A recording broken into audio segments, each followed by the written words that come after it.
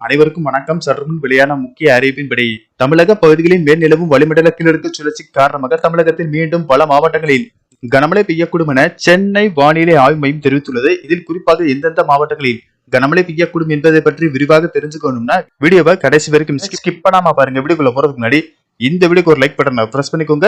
இதுவரைக்கும் இந்த சேனலை சப்ஸ்கிரைப் பண்ணாதவங்க சப்ஸ்கிரைப் பண்ணிக்கோங்க.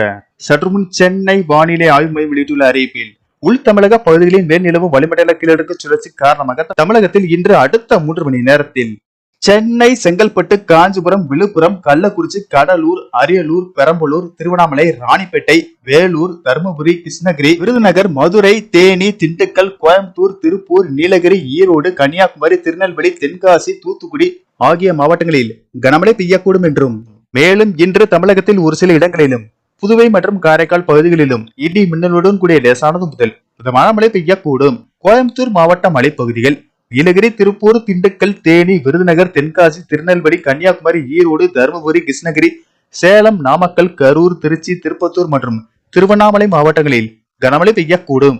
நாளை தமிழகத்தில் ஒரு சில இடங்களிலும் புதுவை மற்றும் காரைக்கால் பகுதிகளிலும் இடி மின்னலுடன் கூடிய லேசானது முதல் மிதமான மழை பெய்யக்கூடும். கோயம்புத்தூர் மாவட்ட மலைப்பகுதிகள், நீலகிரி, திருப்பூர், தேனி, திண்டுக்கல், மதுரை, விருதுநகர், தூத்துக்குடி, தென்காசி, திருநெல்வேலி மற்றும் கன்னியாகுமரி மாவட்டங்களில் கனமழை பெய்யக்கூடும்.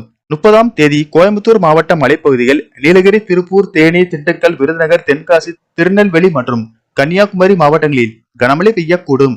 சென்னையை பொறுத்தவரை அடுத்த 48 மணி நேரத்திற்கு வானம் ஓரளவு மேகமூட்டத்துடன் காணப்படும்.